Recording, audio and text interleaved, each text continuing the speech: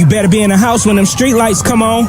Ain't that what your mama used to tell you? But I bet you when she told you to stay out the streets, she had no idea that the YouTube streets would take over the world. Uncle Juice, public figure Boogie, Baby Down So Raw, Detroit Gossip, and the most dangerous voice in Detroit, Dawgface TV. Bitch, I talk more shit than Dawgface. They running shit from coast to coast.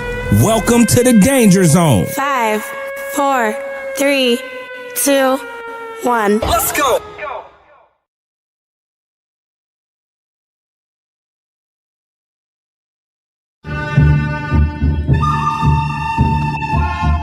Mic check 1 2 1 2. Mic check 1 2 1 2. My name is Dawgface Calderon. This is Real Life Unfiltered. This is the number one fastest growing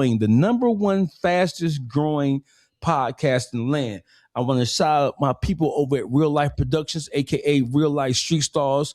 Shout out to my folk over there at Propane Media. Shout out to the Dog Pound. Shout out to my YouTube Streets fam, public figure Boogie, Baby Doll So Raw, Detroit Gossip, the Uncle Juice is in full effect. My name is Dawgface Calderon. I think I already said that, but I'm saying it again because you can never shamelessly plug yourself too many motherfucking times. So listen, I got two of my player partners in the building. One of these guys, I've been knowing this guy since I've been out the penitentiary, right? That's the guy at the bottom. That's a gentleman. He's a gentleman. He's a scholar and a gentleman, right? That's my player partner here, real good motherfucker. I'm gonna let you introduce yourself to the YouTube streets. Tell them who you are, tell them where you come from, tell them what you do. Gratiot boss, East Side. Shout out to Dawgface TV. We on and popping. Shout out to F.O.E, Shawn The Don. We in the building, broadcasting live from the East Side. Straight like that. And in the upper right-hand corner, it is the heavyweight champion of the motherfucking ghetto. That's what we call it, right? F.O.E. Shawn The Don is in the building. What's up, brother? How you feel? Going on, Dawgface? I'm feeling blessed and highly favored, brother. Man, you keep on saying blessed and highly favored, man. You've been saying that shit so much that it's starting to be contagious. Yes, sir. Yes, sir. You know, I ain't nothing but a wretched ass nigga, so I don't never say shit like that. Hey, you know we here, so you doing big things, man. So we know you highly favored. We know you blessed. So I got you. Man. So I want to welcome everybody to the live stream. We live on multiple platforms across multiple fucking social media websites. We on Facebook, we on TikTok, we on Twitter, we on Instagram. We going live from all these different things tonight because we have a special show. This show is entitled BMF and their impact on Black culture. But before we even get into the show, right now, I think the 900-pound gorilla in the room is Aiden Ross, who's live and direct from Miami with his boxing match. And the boxing match features Adam 22. I personally, myself, I want to see Adam 22 get the shit knocked out of him. If I was a bet man, I would bet that Adam 22, he gonna run like a little punk he is. He gonna get strangled out and beat and brutalized. So let's click to what's going on with the fight. Let's check in and get an update on what's going on with the fight. He's coming off a 18-month. It's back to back. 8-ounce gloves, 6 minute rounds. We're gonna see a knockout. We're finna see a knockout. Put some W's in the chat. Let's get it. Okay. He a real one. Wait a minute. He got some speed. Nah, I ain't gonna lie. I'm checking. I ain't gonna lie. Hold on, Bila. Who you got? Garcia or you got Bang? Bro, you might see an upset. Yeah. Okay, so you think Garcia? Look how fast he is. Look how much fast he is. Watch. That's what I'm saying. Oh, he is quick though, bro. Yeah. He's a heavy underdog. He's almost like 3x. These are 8-ounce gloves too. So. But they all agree on which size gloves they want? They agree. The rounds. Oh, wait a minute. Check up, bitch. He was signed, I believe, with Mayweather. Garcia? No. Oh, okay. Bang. Antonio Williams. Oh, good body. No, tighten that body up. Yeah, get back, bitch ass, bitch. Okay. Oops. Chicken nugget. Hey, Bang, he moves out with his hands. That's down, right. Though. That's not a good look, especially how fast Garcia is. Why do you think he's doing that? He's trying to bait him? No, some people. Baiting. Woo. Tighten it up. Got his hands down. Yeah, Oh, wait a minute. I see what Garcia's you're got the saying. counters. You see it? I'm not gonna lie, bro. Garcia definitely he definitely came prepared. He is quick. He's quick. It's gonna be a test for Bang, I tell you that. What do you enjoy watching now more that you're out of the UFC?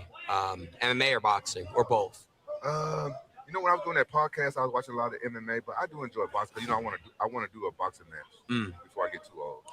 That's why I want to come here. I want to come here. You want to fight on brand risk? Thank you, brother. Brother. Chat, if you guys put me in the chat, if you guys want to see Rampage fight on brand risk. It's got to be Shannon, though, right? Got to be Shannon. Okay. That's a tough fight for me, though. I know, but I think you win that. I think so. Did you just say you got to be like 6 rounds? About Floyd Mayweather? Okay. Oh, hold on a second. Yeah, Bang, you speak from the Mayweather's camp. Okay. All right, ref. Thank you, ref. Can't hold it hit. Let's see. Come on. Is this amateur or pro? This is pro. Oh, okay. This is a pro bout. Yeah. This is a good one. Garcia's getting kind of cocky. He's shaking Who? his head. That chin together. More and more people keep entering the warehouse. That's why it's hot as fuck. It gets hot the more that people that. It's good over here. Uh-oh, he knocked him out. Yep.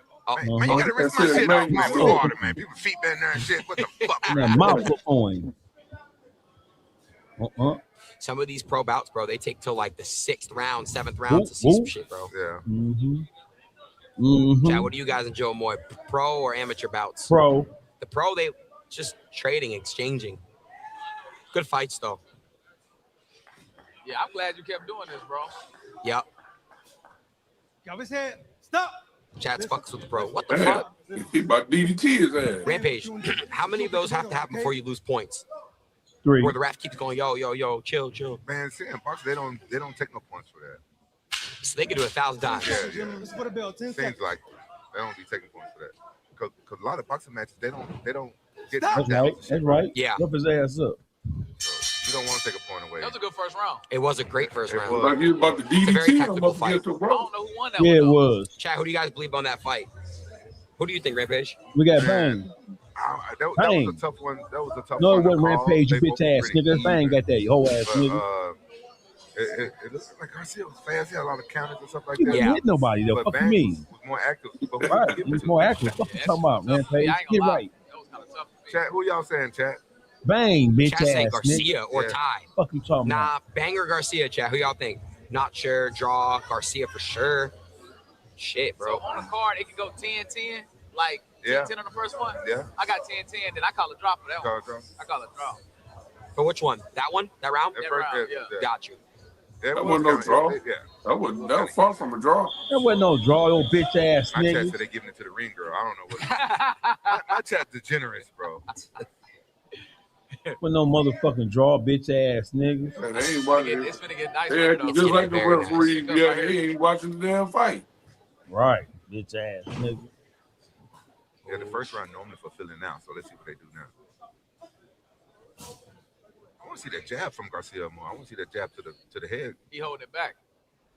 Oh, there it Yo. is. That mop up on Ref his speed bitch is ass. crazy, bro. Show some respect, Yeah, bitch. but Bang, he countered the jab right away. Oh, wait a minute. Oh, Yeah, Garcia got that speed. don't hold, bitch. Watch Get Red him off let me, him go. bitch. Let him go. Red, let him go, Oh, you Red. trying to get dirty now?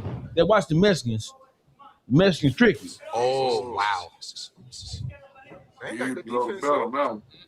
he's guarding his body. Show some They look respect. kinda soft in the Yeah, mix, I'm not that gonna motherfucker, lie. that right side of that face on that motherfucking Garcia getting real red.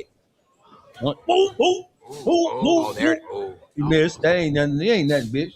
That ain't nothing. See, this is what pro boxers got that MMA don't have. You see that little movement Hands they are free. duck up on a little bit. You should Yeah. get out of See, there. that's why Hey. Jake Paul was beating all the MMA fighters. Stop. Because we don't He naturally tight, have yeah, that. a little face getting I tied know, up. but Jake Paul's really good. He's good. Little face getting I think tender over his there. career's over now. No. Look at that No, he bitch. got his jaw broken too. Like he's in the That's hard to come penitentiary. back from. For real? Yeah, Put that chin together. What, he got getting Who? a medal? Who? So Jake might Man, be you ain't over did with? shit, bitch. Oh, shit. Put that chin together.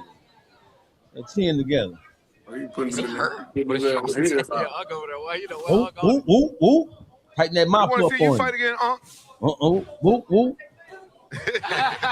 Then the buckled off that body shot. Charleston will definitely get fighting again this year, chat. He holding too much, Garcia. Let them hands loose. Let them hands loose. Shit. Mm-hmm. Ooh. Mm-mm. Yeah, bitch. Damn, Bro, okay, Garcia nah, got he it, hit bro. Hey, I ain't gonna lie. Come on. Yeah, but this round kind of even. Take yourself, bang. It is, bro. Punch about that Good shit. body shot. Ooh. Punch about that shit. Bro, they're just What you doing? exchanging. Keep him up. Ooh, Oh, good chin. uppercut. Good uppercut. Bang The with chin the together. uppercut. The chin together, Let him bitch. go. This is for all the pro boxing fans. Yeah, Everyone that the loves chin boxing. together. Teofimo Lopez just got here. Oh, for real? Yeah, I see him walking in. Gratiot Bro, I'm boss saying in the this, building. it's not glazing. F.O.E. Your Shawn card The so Don far in the been better building. than a lot of, like those big Promotions. Ain't wrong. No. No. You mean We that? streaming live. Because they don't be fighting. We finna get y'all some No. yellow Bro, these guys are commentary. fighting. Yeah, real nigga This is commentary. Tio's fighter. Remember, the guy Y'all banged his his Tio. head. Y'all his head. Y'all his head. Y'all his Big head. Tio. You gotta start punching out that shit. I said y'all his head. Y'all his head. Next time, we're going to cost you. Have a seat, bro. You want to sit over here? Next time. Yeah. Tio, He looking good. Tio, your fighter's looking good, bro. Boom, boom, I know. boom, boom, He's boom. looking good though, but it's pretty even right now. Ooh. Yeah, Ooh, that ain't looking good. What you mean? You ain't shit looking good for that Mexican. Oh my God. Get your bitch ass up. Tio, Get your right when bitch Tio ass got up, here. boy. Right when Tio Get your got here. bitch ass up, boy. Oh my Yeah. God. He's not getting up. He ain't getting up. Put that little ball, bitch. Right when Tio came. Yeah. What the fuck? What you talking about? Call Ice and pick that bitch up. Yeah, call Ice and pick that bitch up. Pick that bitch back across the board. 2 in a row is crazy. Oh my God. Yeah, Oh my yeah, ho. God. Yeah, ho. Good job, production. Look at That's a gazelle punch. Foundational Black American, Oh my bitch. God. Yeah, tighten the little jaw up, bitch. Too confident, Holy bitch. fuck. We. Tio, Yeah. Tio, you want to run up there? Go with him. Get that bitch Go. a seat.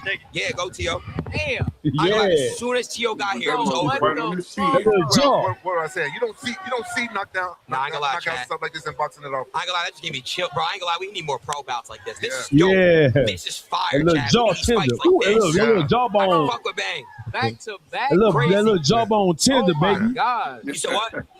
Yeah. Fuck you talking about? I can't believe that, bro. What the fuck? Oh, don't start that dick sucking now, Someone A-Raw. said give him scam likely. Don't start that dick sucking right now because you was just saying he was looking good. We'll see, chat. That was Watch crazy. this. Look at this punch, bro. Watch this. Bro, Ooh, the gazelle punch. Bitch. Bro, he couldn't look. He didn't follow it. He couldn't get up. That's crazy. Bitch. Check And that he hit chin him like with a a jab. motherfucker. boy. That was a jab. He's sitting down, bro. I feel That's bad. the definition of chin checking. That was a jab. God damn. 18-month break. 18-month break. That was a jab. Antonio Watch Bang this. Williams with a knockout. 18 That months was a off, jab. bro. Congratulations That to little Antonio. jaw, little That's jaw huge. tight right now. Welcome back, bro. Welcome back. We need you to sign that multi-fight deal to Branders ASAP. You think Garcia is hurt or he's just embarrassed? Oh, he hurt. Fuck you mean? He hurt. I feel bad. You tell me, bro. You've been in that position. Hold on. What you trying to Nah, say? my Hayden? bad.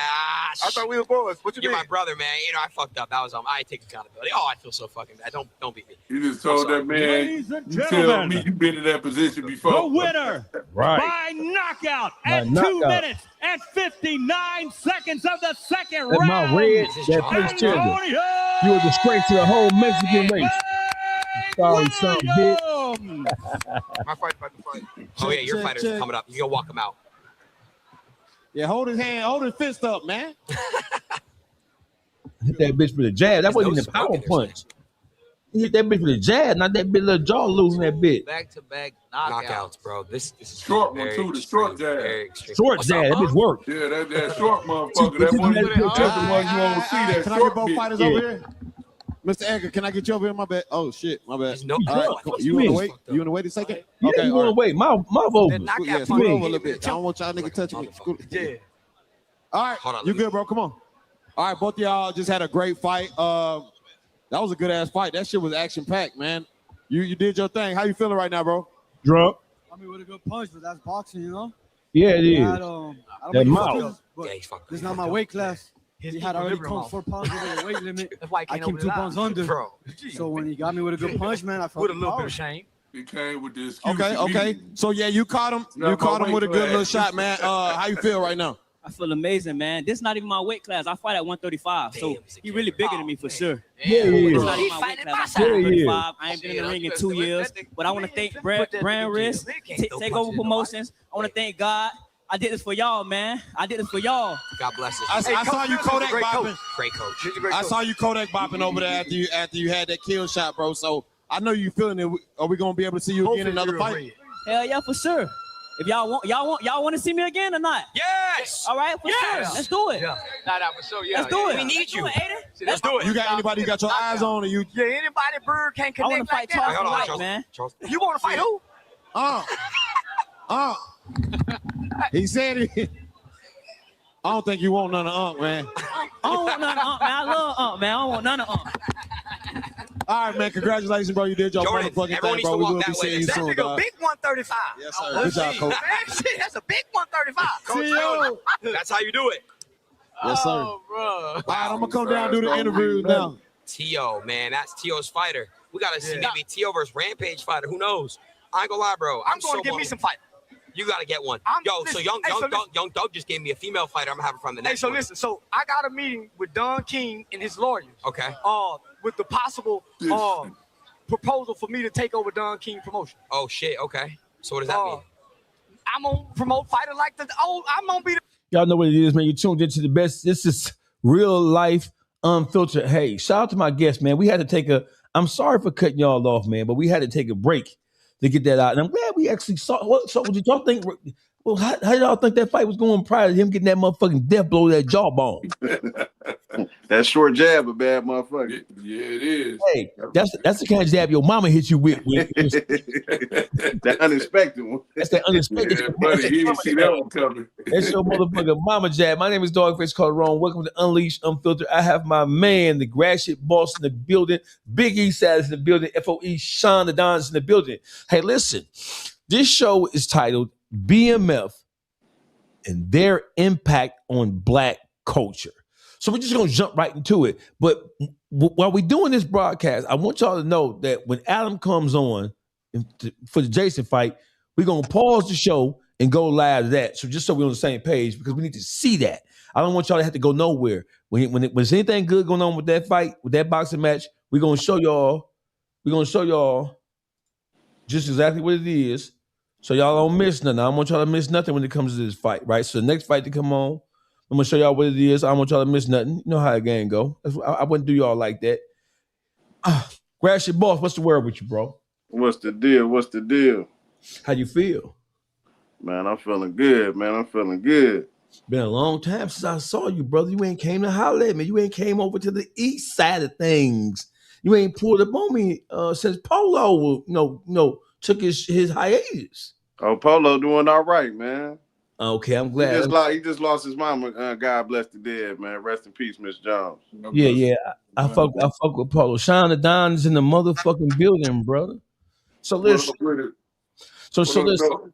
So I'm gonna tell you the truth about this, because I'm a truth teller when it comes to, if a good idea crosses my desk, I always give credit where credit is due. So I got a phone call a couple of days ago from Gratiot boss, and he said, "Dawgface, we need to have a conversation about just the attitudes that Black women specifically have towards the dating scene, towards Black men, the expectations they have in relationships and outside of relationships, and how they hold they have a standard, or they have expectations of what a man is supposed to do. That is crazy, because Gratiot boss words, not mine, that these bitches be expecting the motherfucker to move sun, moon, and the stars for them, and they don't even necessarily qualify. So as we was having this conversation, we went to because we all kind of like OGs, right? So we can all remember a time where it was a different dynamic between Black men and Black women in the hood, and you didn't have women automatically requiring a man to spend money on them. And that's not to say that that we didn't have our fair share of Black women who were moving and shaking, but it was like a caliber of female who had that expectation. She was like a boss bitch. It wasn't just no average, regular, ordinary bitch demanding that of a man. So BMF came up, and Gratiot boss called Shawn The Don. He's like, man, everything that we see going on right now, as it specifically relates to the dynamic between Black men and Black women, not even the street shit, not even street culture, but just ordinary day-to-day life, right? You have bitches who work in Chrysler Ford and GM who will run across a motherfucker. And if a motherfucker ain't spending the bag on them, they'll act like a nigga ain't no good nigga. If a nigga ain't rich, if a nigga ain't really a good nigga, don't stand a chance nowadays. A nigga got to be popping it, or a nigga got to be ready to go broke, pay a bitch, or a bitch ain't gonna give him no motherfucking attention. So that's when the whole BMF conversation came into play. So I'm gonna let Gratiot boss, because people are like, well, what the fuck does BMF got to do with this, and how did BMF really affect black culture? Right? You go. You want me? You want? Yes, how sir. you want to? Yes, sir. Come on with it. Well, I done heard mixed stories on it too. Some women say, well, my granddaddy paid all the bills and my grandma didn't have to work. Well, guess what? Back in them times, shit was cheaper. He probably could have held down the household and came home and gave her all of the money, because shit, you can buy a brand new Cadillac back in the day for $3,000. You can't do that now. Right. You know what I'm saying? So the cost of living, inflation. The cost of living was different, man. Yeah, so if you live in, and I'm gonna let you chime in, Sean, but if you lived in the hood right now, I mean, the cost of living is so high, goods and services are so high that, like you just said, 30, 40, 50 years ago, all it took was one income to live a decent life. Yeah, that was it. Existence, right? That was it. Nowadays, with the economy being what it is, and with the cost of living being as high as it is now, it takes a household where you have two people in a relationship working, right? It takes two to produce the type of lifestyle that it took 30, 40, 50 years ago, right? In my mind, I grew up like that. My mama and my daddy both worked when they was together, and it wasn't no thing. My mama wasn't looking at my dad like he was, like, because she had to work, that he was a no good nigga, or he wasn't like that, right? Because they understood that two incomes is better than one, and anything they wanted, they can get it faster, and the dollar will last longer if both of them work together, because it was a team. Nowadays, when it comes to this shit, ain't no team. A bitch expect a nigga to cash out and to pay 100% of the bills, and a nigga really ain't getting nothing for the 100% of the bills he's spending. These bitches can't suck a dick, can't cook, can't clean, don't iron, want to run the street, right? All you got to look at what the bitch already doing. Money bag, yo, bitch. All you got to do is look at that. That is the ultimate example of the kind of attitude that a lot of black women have now. Shawn The Don, what do you say about dynamic between black men and black women right now? And what do you say, how does BMF and how does what BMF did during their reign, how does that impact the black community or black culture? Man, it's got its positives and its negatives, man, because back in the day, Rob Bass said it take two to make things go right, So, when you think about the BMF era, the way the money was flowing, they get into it throwing money, everybody just go, find a pole to grab on to, you know what I'm saying? So it's like, some of the niggas kind of ran to a pole, in my opinion, some of the niggas started acting like bitches, That's funny. It's like, everybody became a fan, Hold on. That was some funny shit right there. Because a lot of these niggas are some shack chasing ass niggas too. That was his point. Yeah. Go ahead. I'm sorry to interrupt you, brother. Go ahead. No, you cool, Dawgface, man. It's just like, men, in my opinion, men gotta be men. See, even though the women ran to that pole because they was throwing so much money, you still gotta be a man and make sure that woman understand and respect you as a man. And I'm not about to do all of that if, like you said, you can't even suck a dick or clean, cook, you can't do nothing. What makes you so special that I have to go out here, risk my life on a day-to-day basis? You want me to live like BMF, or you want me? That ain't for everybody. You see what I'm saying? So what the effect that they really had? They destroyed the black families because everybody think that they can sell drugs, and somebody got to go to school. Somebody got to be the plumber. Somebody got to be the electrician. Everybody can't sell dope and throw money in the club. Right. I got you. So there's so many different points from it. I respect everything that, if that's the road you walk down on, you know what I mean? I can't get mad at that. But for me, I'm not risking my life on a day-to-day basis to throw it to no motherfucking broad on no pole, bro. I don't care nothing about it. Shit, hey, my wife will shake her ass for me. I'll throw the money on her. Okay, so but listen though, right? So you are from a generation that is not this generation, right? Mm-hmm. So how we got to where we are now, right? We had a conversation about the impact that BMF had on the culture. And prior, motherfuckers from coast to coast, niggas in the hood, nigga, we talking about street niggas, we talking about black people, talking about black culture, right? Motherfuckers been going to strip clubs forever. Motherfuckers been spending forever. To a lesser or greater extent, to a higher or lower degree. Motherfuckers been spending and dropping bread and cashing females out. That's nothing new. This generation is not responsible for that. Just as it specifically relates to that, but the scale and magnitude of what BMF did, right, with the whole blowing money fast era, with just by being around motherfuckers who get money or who got money, you're able to benefit from it, even if you're not adding anything to it. When you look at the impact of BMF on the city of Atlanta, let's use Atlanta because Atlanta would probably be a prototype. I think Atlanta was a prototype in terms of, that really exemplified the impact and the effect of BMF because Atlanta was their backyard. Atlanta was their playground. BMF, Big Meech hit the city of Atlanta like a storm. And when he really got his feet planted, they turned the city of Atlanta upside down. They changed the whole landscape of the city of Atlanta based on how he was playing it. And it all started with, we ain't even talking about the dope game.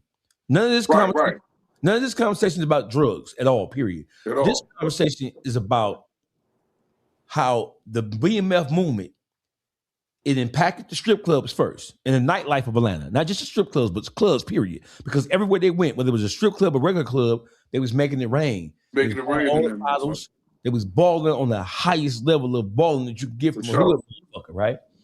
So the strip club is really, really, really, really where they just went crazy at.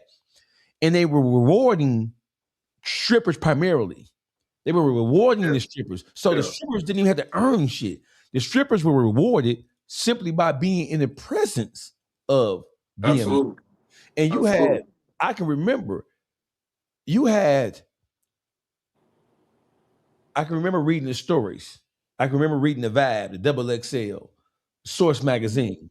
BMF was all over all those hip hop periodicals. We know we get our game. I was in the penitentiary. So we knew, even though before I even went to prison, I used to go to the Freaknik. This is back in 88, 89, 90. 89, But even then, the Freaknik era of Atlanta is different than the BMF era of Atlanta. Not the same. The Freaknik was like an open-ended, free-for-all type black carnival, like let your hair, let everything hang out type situation. What BMF did, it was well beyond what anybody had ever imagined. And Freaknik was like you didn't have to be a baller to go down there and enjoy the company of whoever. Right? All you had to do is show up and it was going down. It was an open air festival type situation. What BMF did was BMF established balling on the highest level. Yes, indeed. The likes of which a motherfucker ain't never seen before. I mean, as a stripper, you would benefit just by being around. And I heard stories about when the strippers in Atlanta. First of all, I think that the BMF era it was so strong, it was spending so much money that women strippers from New York to California started to come to Atlanta just to dance in clubs that BMF was known to frequent. So BMF, it didn't just affect Atlanta, BMF affected the whole country because you had it was important strippers from Philly, DC, Baltimore, New York, Detroit. I can remember Detroit females was going down there, they was driving down there just to dance one night over the weekend. So it wasn't just about how it affected Atlanta. We said that BMF impacted the entire black culture. Yes, sir. Mm-hmm. You know what's crazy? You said something real too, right? You know what I mean? Because not only did the strippers leave New York, Detroit, St. Louis, you had single mothers who ain't never touched the pole before. You know what I mean? Like, fuck it, I look good. I'm finna head to Atlanta. You feel what I'm saying? So you just not only had the ones that was already doing their thing in Chocolate City, All Stars, you have single mothers that never touched a pole, allegedly, in their life shooting Atlanta to dance. Absolutely. Absolutely. So I don't see shit. When it comes to the story of Atlanta, right? I think that there's a lot of incomplete. There's a lot of stories that are being told that are not necessarily complete. And I think the impact of BMF and the impact of Detroit on the city of Atlanta is understated. They talk about BMF because that was obvious. It was so much money flowing. It was so strong. And it was such a behemoth in terms of being an organization, not even going to do no drugs. But their presence was so strong and so powerful that at the height of BMF, it wasn't even safe for you to be somebody who had an issue or a problem with BMF, especially not in Atlanta. Right? Absolutely not. You could have more of a disagreement in Detroit about all things BMF than you could in Atlanta. You can get away because Detroit is the home of hustlers. So BMF wasn't the only game in town in the city of Detroit. But you could have said something slick about BMF in Detroit and got away with it faster than you would have got away with it in Atlanta, because Atlanta, and I'm not saying that everybody was in love with BMF, but Atlanta was BMF's stronghold. And we just said BMF was throwing so much money, and they were providing such an open air forum to get money that you had strippers as far as LA coming to Atlanta to dance. Yeah, we ain't never seen no shit like that. Atlanta was like a black hole. It sucked everybody from across the country. Everybody. But you know, on top of that, right, there's the piggyback. Big Me said that you will never see another crew like this again. You know what I mean? And truthfully, the brother knew what he was talking about, because we ain't seen that shit again. You know what I'm saying? Ain't nobody, people try to do it. You see what I'm saying? But see, that's where I say motherfuckers got to stay in their place. Because, you got regular old Joes that go to work, you know what I'm saying, for a living, trying to throw money like Big Meech. No, you need to stay you need to stay in your place, because he said it out of his own mouth. It'll never be a crew like this. He said we ain't falling out over nothing. And that impact on Atlanta, man, it's just like if you, like you said, you can say something about BMF in Detroit, because, for one, this the start, this the beginning here. You get what I'm saying? But when he went to Atlanta, he really put them niggas on. For real, I ain't gonna say the whole Atlanta, but that impact, man, that impact was just tremendous. You can't question that. It's unfathomable. Got you. We talked about how the allure of just being around BMF was so strong that you had strippers. And Atlanta was already a destination, Freaknik and beyond. It wasn't just Freaknik. Atlanta was already a destination, but it wasn't a destination like that. It wasn't ground zero for ballers and players and money getting motherfuckers. It was not ground zero before BMF went there. It was a playground. They had all the strip clubs going, but it wasn't a playground that had the magnetism to pull in some of the biggest street figures in the history of the game during that particular point in time. They brought them in. It wasn't just dancers.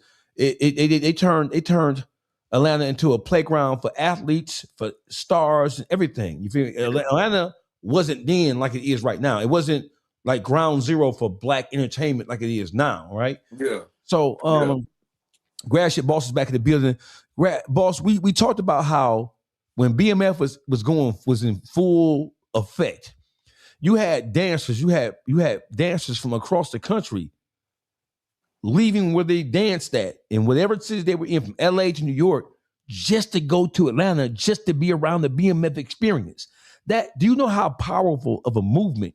You know how much money had to be flowing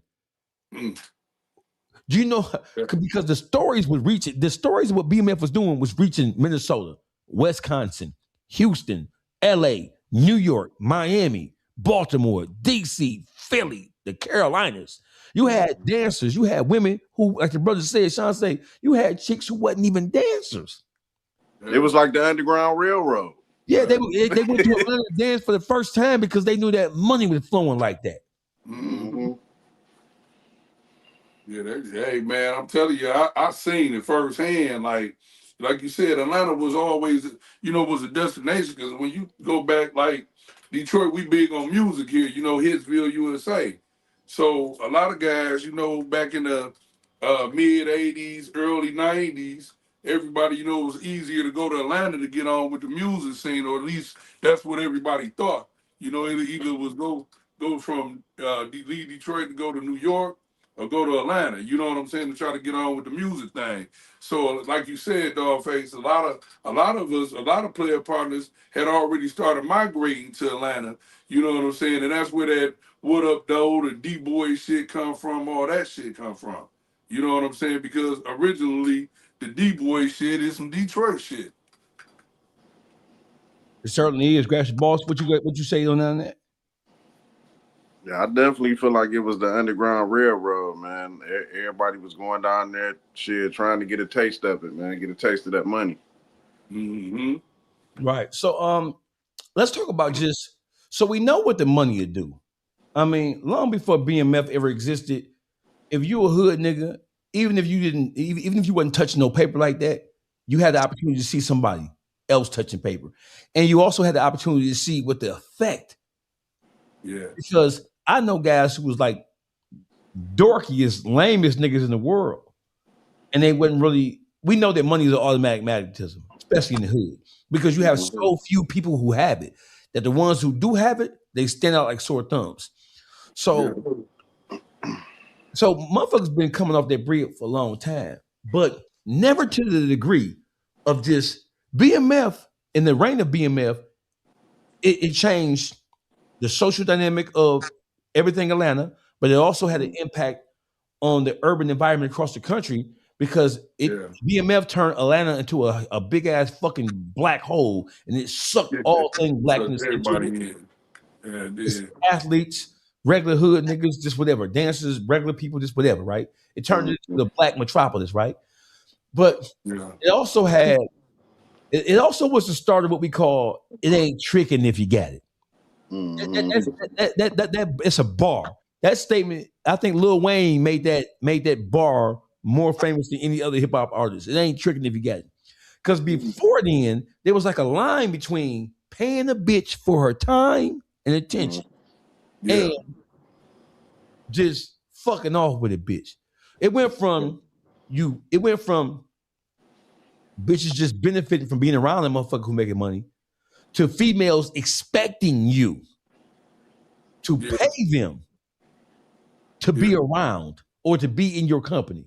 That is BMF is the beginning of "it ain't tricking if you got it." That whole statement, right? And I always said to myself, "It ain't tricking if you got it." Well, in the nature of the whole pimp hoe business, tricking is a term that comes from pimping, right? Yes, it does. Trick is a mark, a lane, somebody that a bitch who sell pussy has identified as a motherfucker who's willing to pay for her time and attention, right? So when motherfuckers say tricking absent any real knowledge of where that word come from. The word tricking come from pimping and hoeing and pandering. Yeah. If you tricking on a bitch, that means you paying for a bitch's time. And to a player, a boss player, that was a no-no. But the boss players had to break. They had to break with that tradition. Just the regular. I ain't saying the niggas who really pee, but I'm saying the regular rank and file nigga, you just being who you are, you just having some money, you just having a chain or a car, that shit wasn't it. Bitches wasn't trying to hear that shit. You know, the reality of that is though, we're in the time right now where motherfucker, you really can't trust these motherfuckers no way. So a motherfucker rather just pay a bitch for a time and, let that bitch go on about her business. You know what I'm saying? Because a lot of times, man, you go to sleep with some of these motherfuckers. If you don't get to know them, you wake up dead with motherfuckers standing over you with a pistol in your face. So it's easy to just pay a bitch to leave. You feel me? And you know, I hate to say it, but like you said, the boss players had to, you know what I'm saying, we came to a realization, man, because there ain't no more loyalty out here, man. It's a few that you can find, but it's like you like grasping for straws type shit, you know? So most of the guys that I know, you know what I'm saying, they'd rather just, they got it, they'd rather just pay a bitch for a time and let her go home so they can have their peace at the end of the night. But that's tricking, bro. Hey, listen. Listen. Yeah. I had to tell you this, bro. Listen. So, I don't know if you know this or not, but I'm assuming you do. Yeah. That is the cornerstone principle of tricking. Yes, John. sir. It is. Yes, I don't sir. want to marry you, bitch. I just want to enjoy your company, and I want you to get the fuck on. That is the definition of tricking, paying a bitch for a time. So when did it switch to where it was just cool amongst regular niggas to just pay a bitch for some pussy versus just trying to use your game to game down a bitch? When did that switch? That switched during the whole BMF era. Yes, sir. I'm gonna throw this money at you. I don't give a fuck. Here go the money, bitch. Here go the give me the pussy and go on about your business. I don't want you to be my girl. I want to enjoy you for however long I can enjoy you, and then you go about your business. So, everybody happy. Is it a coincidence that the whole "it ain't tricking if you got it" movement started basically at the beginning of the crack era? Because motherfuckers who sold heroin prior to the crack era, they was boss players, and you had a older contingency of niggas. See, you ain't have young niggas selling heroin like you had young niggas on YBI and MacTown 2020 Brew Crew and you had 50 strong, 100 strong. You had motherfuckers. Rest in peace to Butch Jones too, man. You had motherfuckers pushing blow, but them was young niggas, the niggas who really controlled the heroin game. Yeah. Up until the mid 1980s, there were older gentlemen who was doing that. Crack era allowed young guys without no real guidance or leadership to come in and get dope money. So my point is that when the whole crack era took over, simultaneously, that's when the whole mind state, because them young niggas was blowing money so fast, they ain't had no game, bro. This is before Big Meech. Yeah. So we could bring Big Meech, because Big Meech is like the ultimate exemplification of it. Yeah. But prior to Big Meech then becoming rich, I can remember in 85, 86 selling crack. And then the community was so fucked up, and then when crack really took hold, by the time 88, 89 hit, Gratiot Boss, and Shawn, you know this, by the time 88, 89 hit, when crack was in full effect, young niggas was having so much money, young niggas didn't give a fuck about spending that shit. That was the same time that it was the hustler mentality. Yeah, that was the same time that BMF was forming. So BMF was just a ultimate exemplification of the crack era. The crack era, and it ain't tricking if you got it, that shit happened simultaneously, bro. So I don't know if I want to blame BMF for it, but I can say that BMF had a cultural impact because never before in the history of this country, not even the Nicky Barnes, not even the drug kingpins of New York, not even we ain't never seen no niggas just give away money to a bitch like that for nothing. Yeah. And that shit has such a big impact on the culture that even after BMF failed, they had so much influence that even the drug dealers, bro, let's keep it gangster, bro. When I came home from prison, in 2009. When I came home from prison, BMF had failed already, right? Mm-hmm. But the niggas in the game, they had attitudes like BMF. My nigga, I know motherfuckers who used to go, niggas in Detroit who used to go OT. And they would be OT for 3 weeks, 4 weeks, 5 weeks, 6 weeks. Y'all know I ain't lying.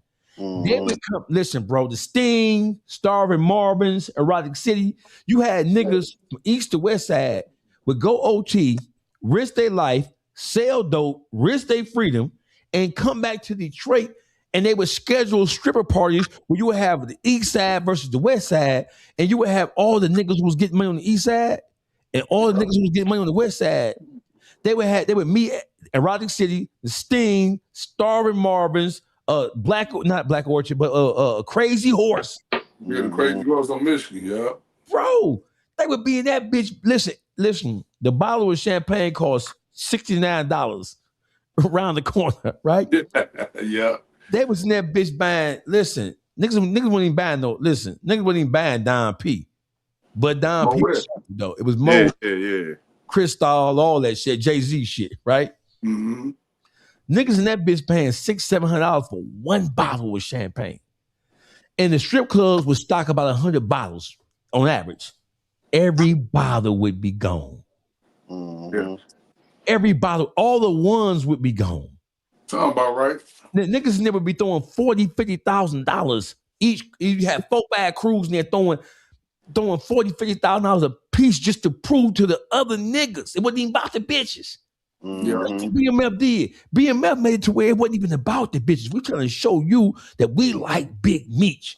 We like Southwest T. That's how strong that shit was. You had niggas who wasn't even getting no money like that, but they were just trying to prove to a motherfucker.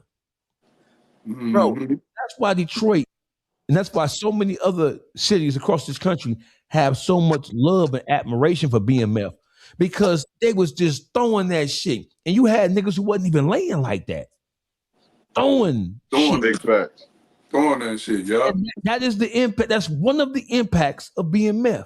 You had niggas who was risking their life. Say I'm lying. Man, you ain't told not one lie. You ain't told not one lie. And I swear to God, that's what I done seen it firsthand.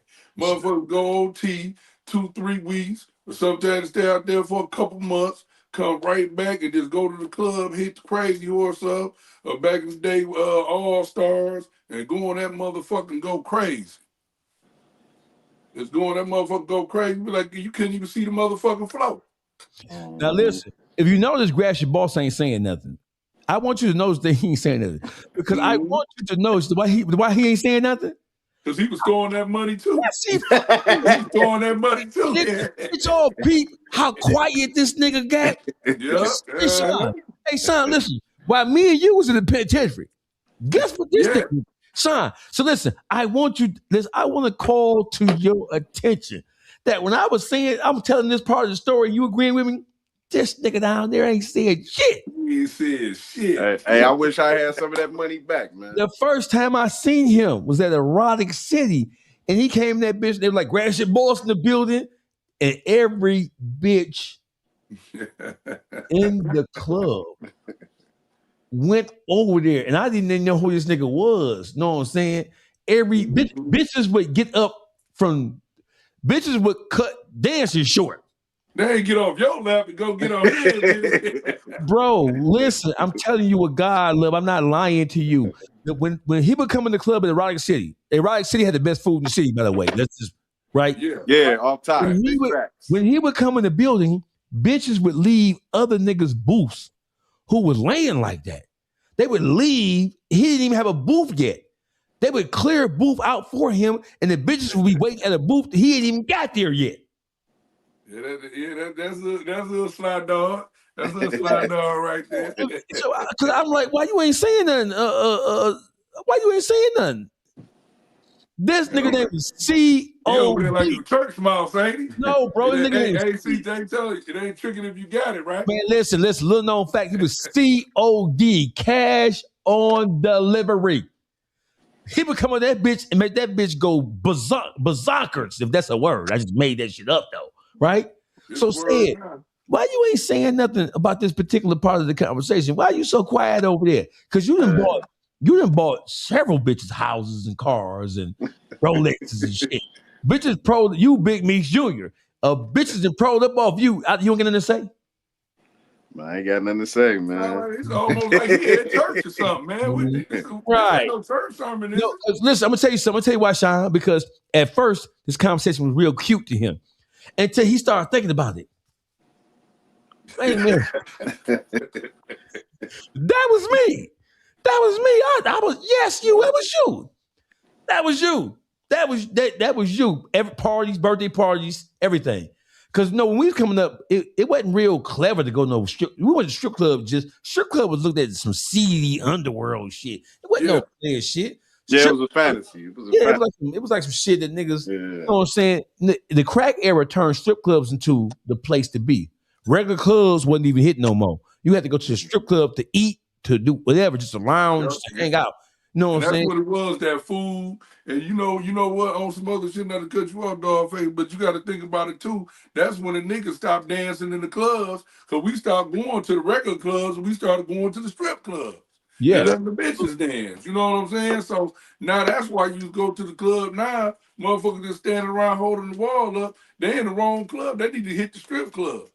Yeah, because you ain't expected to dance in the strip club. Let's talk about just females and the expectations. So the whole expectation of how black women operate, how they view their black male counterpart, how they deal with a nigga in any given particular situation, that whole attitude, even though those times have come and gone, black women, the residual impact, the psychological impact of what was going on then, even with the young girls who was not of age, right? They were taught that whole stripper mentality by their mamas, grandmamas, and aunties. So right now in the hood, you will have a bitch who demanding of a nigga in the hood, demanding of you, and listen. A bitch ain't even saying what she got to offer. A bitch don't even, if she look good, bro. I know ugly bitches telling niggas, "What you gonna do for me? Well, you gonna pay my bill? Hold on, bitch." Man. Bitch, you look like me with a wig on, bitch. Bitch, you look like me with a wig on. I know. So you telling me that pussy ain't free? Even ugly bitches trying to wager and barter the pussy. Hold on, bitch. Yeah, man. You know, it's definitely like that now, man. The average Joe, that shit is over with now. You got to get a bag, baby. You got to have a bag. They want them Birkins. You know what I'm saying? You got to have a bag, baby. Don't even hold the door open. You know what I'm saying? You hold the door open, they walk in, they don't even say thank you or nothing. Nigga, you gotta lay the rose petals down. You feel me? Gratiot boss, you still ain't said nothing. Hey, you gotta lay it down, man. They want you to hit the hip. The hip. So listen, tell me. So listen. So that's so it was established doing BMF. You got to hit the hip. So what is that? So what is in the minds of guys who deal with females? Do we automatically, when you from the hood, when you approach a female, are we automatically expecting them to ask us for something just for their time, even if we ain't in a relationship? Is that the automatic now? Say the automatic ask for something. Yeah, are we expecting them to automatically ask for something from us, even if we ain't even got to that? It used to be a time where a bitch would wait a minute before they cut to you for some money. Nowadays, bro, as soon as you meet it, you get a bitch number. A bitch playing a little hoe game with the I'm trying to go get my hair done. So they trying to secure the bag. Off rip. Listen, you can meet a bitch to what's today? It's 9:30. You can meet a bitch at 10 o'clock, right? And before the night over with, a bitch is telling you some slick shit. That's how you play the whole ass game. Oh, my hair. I sweated my hair out. Oh, I broke a nail in the club. They throw hints out there automatically just to see if you're gonna bite, just to see if you a trick. Automatically. So now you have guys. We automatically expect a bitch to cut into us for some money. Automatically. Yeah. If she don't, it's cool, but we automatically expect it. And more oftentimes than not, especially when you meet a chick in a club or in a nightlife or anywhere, right? Yeah. We know that they're gonna cut into us for some money before they even ask us for our name for real. A bitch know a nigga is his Instagram name. Bitches don't even know your real name before they ask you for some money. A bitch just know your name is Killer Mike, 6 Mile Boo Boo. A bitch don't even know your name. Bitch just know your Instagram name and she already cutting into you. You say, why they gotta be bitches? Because they is? Fuck you mean? Why they gotta be bitches? Because they bitches. Fuck is you talking about? This is the bitching hour. Fuck is you talking about? They gotta be bitches. Can we talk about bitches and hoes and niggas? We ain't talking about no good God-fearing motherfucking. We talking about hoes. Because only a hoe gonna operate like that. What's your next motherfucking question? The fuck is you talking about? Women are on here supporting your channel. I'm glad. The women are supporting the channel because they understand the reality of the situation is this. What we're talking about, we're not just dissing women here. Let's make sure we clarify this. This is, we're looking into why I'm COD. I should have known that. Look at her. You see that? See that? Oh, that's right. Let it be known then. COD is. Well, you from the east side then. What's up? What's up, sis? Right. Now, why you gotta bring her, bro? Get on off of here. I don't know who you is. Get on off of here with that Van Dyke ass shit. Come out here with that off ass shit. Got that location. Got that location, man. Come on. Why they got the listen. Now listen, you see that right here? I'm a queen. Yes, you are, my dear sister. So this ain't no place for you. I need you to get your ass off that phone and go on down somewhere. You hear me?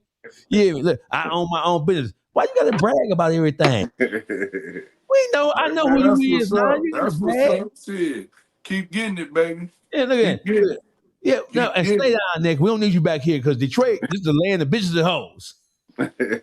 We don't need you. Stay right where you at. Don't come back here because we talking about bitches tonight. You know what it is. So when you go out, when you guys go out, right? If you still go out, right? Or when your friends or your homeboys go out, right? Is it a known fact that in order for you to talk to a female, especially a female who looks like something, is it a known fact that you gotta pay like you weigh in order to play? Absolutely. I don't think so. I think they pick and choose their battles. So you think that the average black woman living on the east side, living in Detroit, period, because Detroit is our stomping ground, right? You think the average female in Detroit, especially ones who look good, you think that they are not or will not or are not on that, let me get some money out this nigga first shit? It depends on the woman. Boss, they gonna want something, bro. No, it depends. No, I mean, I know you in your player mode. You know they gonna want something. It depends, man. It depends on the. Hey, listen. You got some of them takers and some of them givers. You know. Yeah, listen. Now, we're not saying that is, we're not saying. No, we're not saying that all black women, like all white people didn't believe in slavery. That ain't stopped slavery from happening. But the majority. Yeah, in the ghetto. Listen, a lot of these chicks aim for your pocket. And I'm not saying it's like a diabolical plan. You got some of them like woo woo on your ass. But now the culture that we live in, you have females who have been taught to aim for your bread first. And a lot of them are doing it without even understanding why they doing it. That's just why they doing it. Yeah. That's just how they wired. That's how society is wired now. So they learn this shit from their mama, their grandmama, their mama, their aunts, their big sisters, their friends. They learning it from them. So my whole thing is that right now in the city of Detroit, bro, and the badder a bitch is, the more likely she is to cut into you for some motherfucking money or bail before you even get to know her. All that courting shit out. So females will say, well, guys don't even court us no more. We ain't got to. Because, bitch, we know what you want. You want this money. So why go through all that courting and all that other bullshit, bitch? What's happening with that pussy? Hey, now that's tricky, face. I ain't say it wasn't. But I'm just saying, listen, it has gotten to the point now where, bitch, what's up with that pussy? Because, bitch, we ain't got to play these games. We ain't got to play these games. We didn't get to the point now where it is what it is. We didn't get to that point. What they say when we gonna get to the good part? Yeah. So right now, I mean, like you just said earlier, and I've been listening. You just said it didn't get to the point now where a guy's willing to pay for a female time because I don't want you. I got shit to do. Yeah. I got shit on cut the chase. Let's just cut the chase. Let's just get to the good part. Sometimes it's easier because you can't. At the end of the day, you got to make a living. Some of them so clingy, man. You just want to go, here you go, and then I'll see you. I'll catch up with you next time. You get what I'm saying? Because they'll hold you back sometime, man. Why you doing this? Why you doing what? No. And it's coast to coast too, because wherever you go to Atlanta, you go to Miami, you go to Houston, you go to New York, Philly, it's all the same thing. Because this is what's going on in the culture. And we talked about how the whole BMF legacy, how it infected black culture. It infected what black women expected from black men. And that's not to say that black women doesn't require anything from men. I didn't say what they require. I said what they expected. What a bitch expects from a nigga. They expectations. Their expectations as high as a motherfucker, especially when you consider what it is they have to offer in return. Yeah. Mm-hmm. It's definitely for the dating pool. Definitely fucked up. It's definitely fucked up. Did you say dating pool? Yeah, the dating pool. Dating pool. Ain't no dating pool. It's over. Ain't no dating pool. Yeah, it ain't no dating pool. Dating pool in the hood? It's over.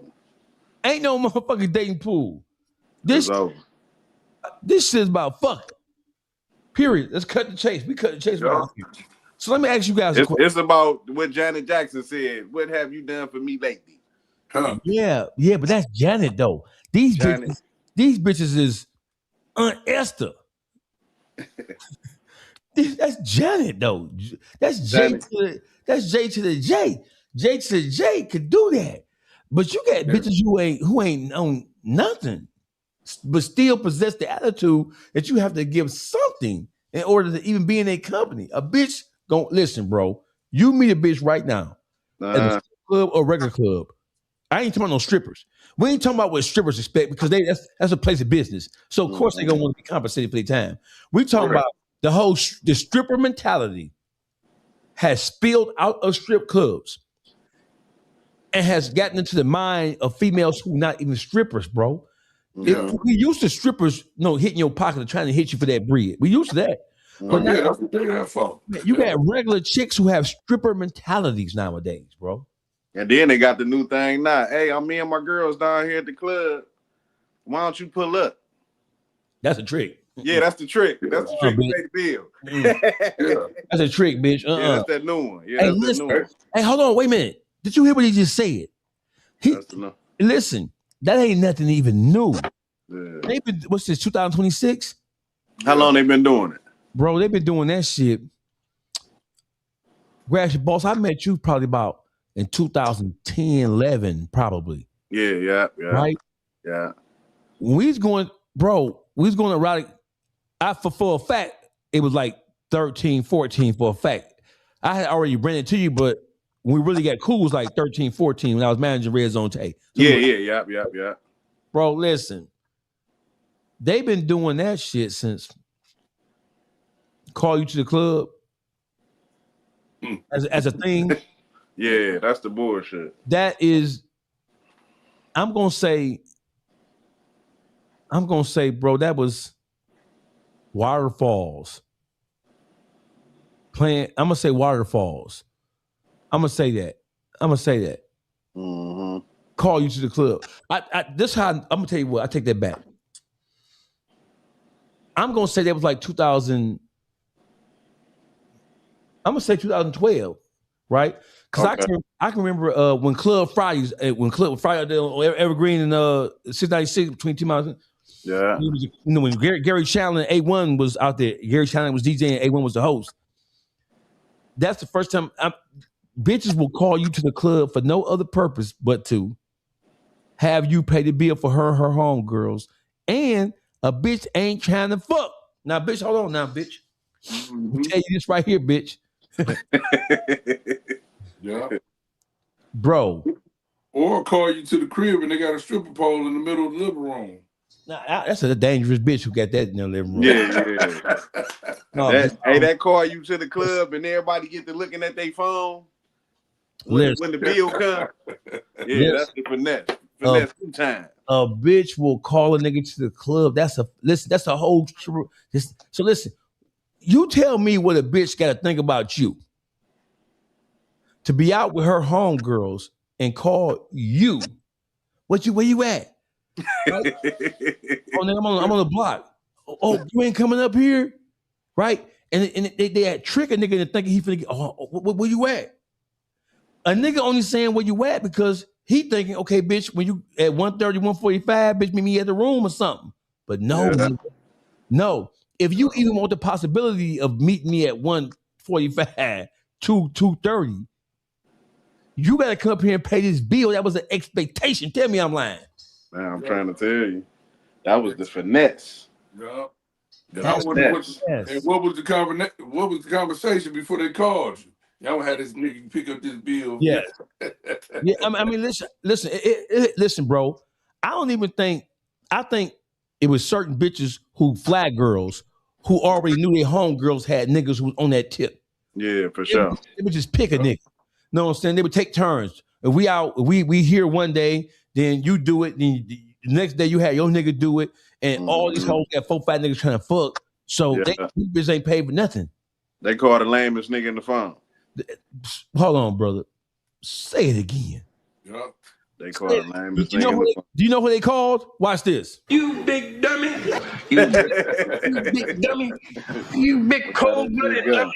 You big dummy. See what you did? They call the biggest, bro. So listen, if they call the biggest dummy in their phone to come to the club and pay for not just day tab, but their homegirls, I know niggas who pull up to the club, tab $2,000, $1,500, $1,200, $800. Yeah. Minimum the tab $800. Minimum. Yeah. Minimum. So if they call them the lamest nigga in their phone, the nigga say, hey dog, did you see that bitch made this? Say, hey dog, did you see that bitch made this nigga pay a $3,000 Dang. on a house that was a $300 voucher? No comment. That was a finesse. That was the finesse. What a $300 voucher. Yeah, that was a finesse. That was a finesse. It paid $3,000 a month. Oh yeah, but see that. And so listen, it didn't make it no better when the pandemic hit, because listen, BMF was all about the hustle. You got it. It ain't tricking if you got it. We blowing this shit. You a broke ass nigga. That ain't tricking if you got it. But the whole nature of tricking is you have to have it. Yeah. That's the whole. What the fuck you mean? It ain't tricking if you got it. It ain't tricking if you got it. You have to have it in order to trick, because you have to have money in order to pay for a bitch's time in that ass. Yeah. So that's an oxymoron. It ain't tricking if you got it. No, nigga, you have to have it in order to trick on a bitch. What the fuck is you talking about? Yeah. And it ain't tricking if you got it. We talked about how it came from niggas who was getting money, but it came from niggas who was getting money who didn't have the game to knock a bad bitch with a mouthpiece. So they use their money and they hid behind their money to get the bitch they always wanted, but they never could get. And nowhere was that shit more pronounced than when the pandemic hit. Yeah, the pandemic was a motherfucker. That fucked a lot of shit up right there, boy. That shit was almost like the BMF wave. Because people still brainwashed to this day. Listen, is BMF fucked the black community up? And then the pandemic, listen, bro, I know niggas who was working at Chrysler and Ford and GM, or working at Yang Fang or Magna Seats, right? I know niggas who quit their job once they hit a few pandemic licks. They went up. I know niggas quit. When niggas went up 200,000. Nigga, you finna make niggas quit their job when they was making $25, $30 an hour. Yeah, I see it. They hit the pandemic lick. Niggas went up 200,000. I ain't getting up to go to work. Fuck you. Yeah. Right. I ain't going to work. Listen, my nigga, I'm gonna tell you a real story. I know somebody who in 2020, 21, they went up $700,000. 700 cash. I'm over their house. They got it. They got it. They got 700 cash. And that was on top of the fact they had the big 560. They had the vet. They had Jaguar, because the pandemic bitches love Jag. They baby mama had the Jaguar, little SUV, the S type. Was that the S type? Yeah. What is it?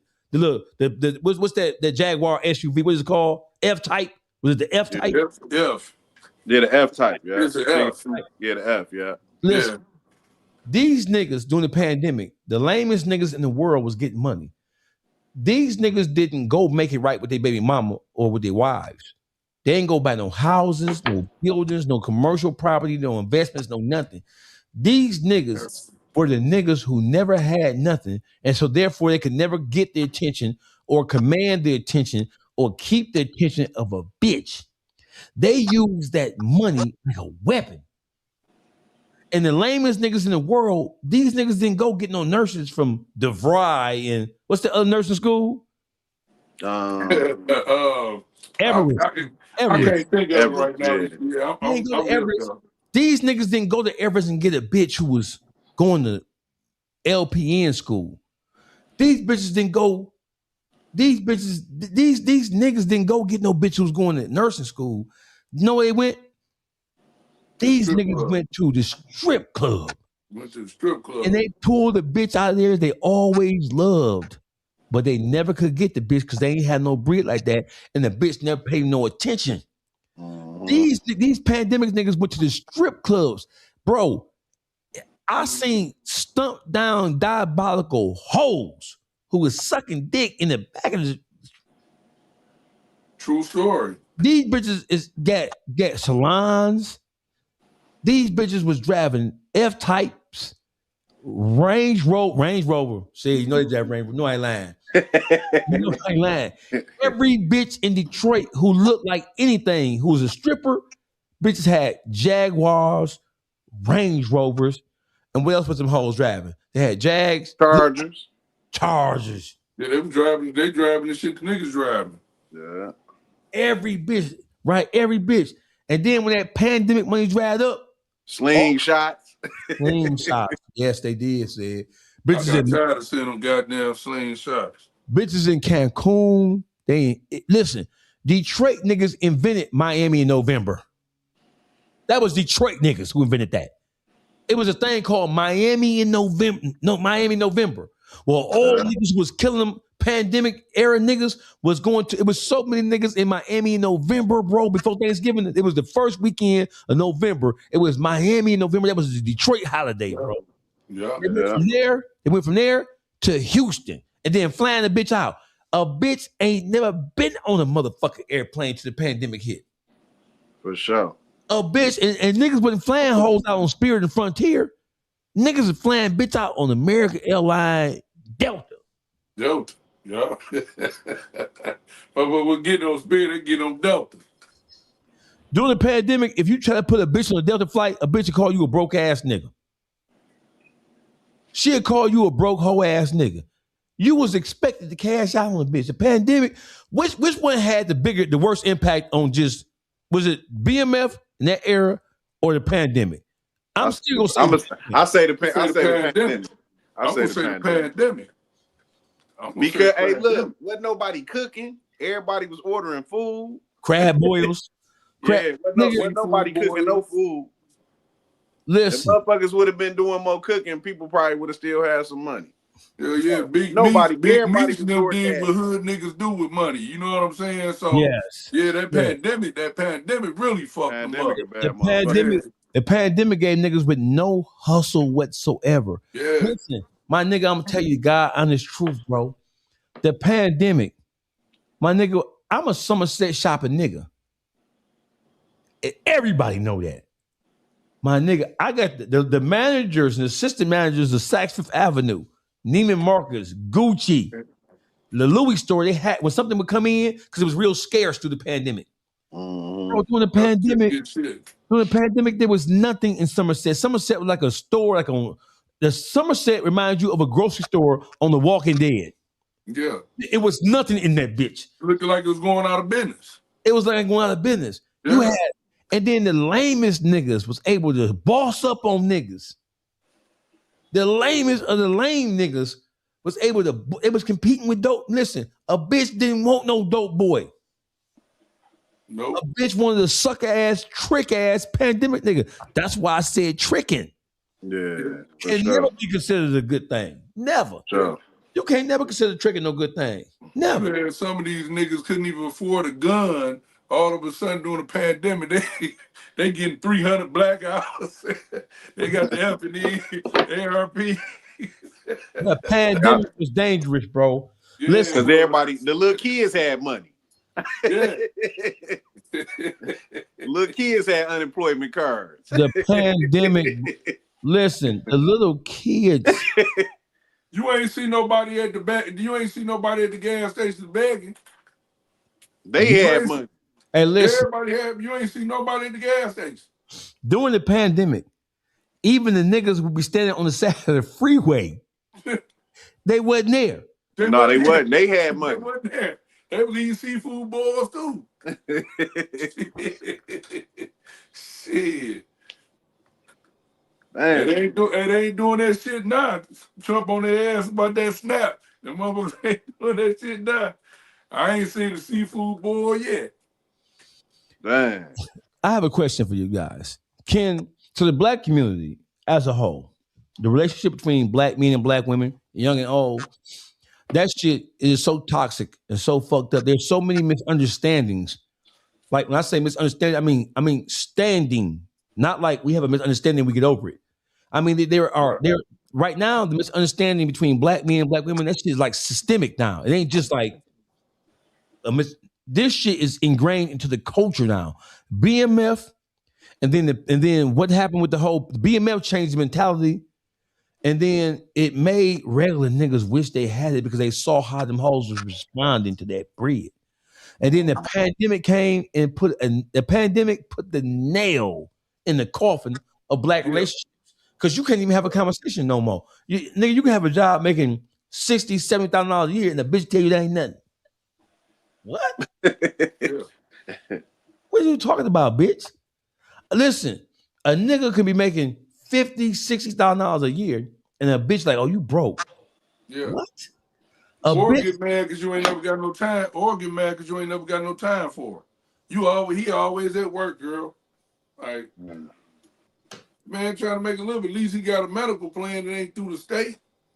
Listen, bro, a nigga who work on Chrysler right now, he don't stand a chance. Yeah. He don't say because a bitch can be in there with him and still talking about he ain't making no money. What, bitch? What are you talking about, bitch? You got bitches who don't have nothing. Telling niggas who have something that they ain't got enough. Hey, it's coming back around now because the reality hitting. You know what I'm saying? That money ain't flowing no more. And they hitting everybody. That's what we was talking about, boss. We was talking about that. How they auditing everybody. They trying to get all that money back from that pandemic. You know, Trump ain't playing that shit. So that motherfuckers, that mentality of they don't need you, that shit coming around full circle. They realize that they need us and we need them now. You know what I'm saying? You ain't seen none of them seafood boys. So now these females, they coming back around to us. They know we the best motherfucker on this planet for their ass. Hey, a bitch ain't boiling a hot dog now. Man, I ain't seen it. I ain't seen it. Seafood boil. A bitch ain't boiling a hot dog. For real. A bitch, nigga, you ain't seeing seafood boil. Come on, keep it gangster. Hey, I ain't seen one. On Instagram, you ain't seen. They used to have seafood boil parties. Yeah, the babies had seafood boils and everything. They feeding the babies that bottom feed ass shit. Yeah. Savage. Yeah, man. So Man, I forgot about the pandemic, man. Yeah, the pandemic was a motherfucker. Shawn, let's talk about the dynamic between black men and black women right now in the hood. It ain't just the hood, because this whole thing about you got to have money. So we know if the suburbanite bitches, the jazzy hoes, always was like, okay, nigga, you got to match me at least, right? It's social media too, though. Social media, bro. Don't say. Yeah, it's social media too, though. Yeah.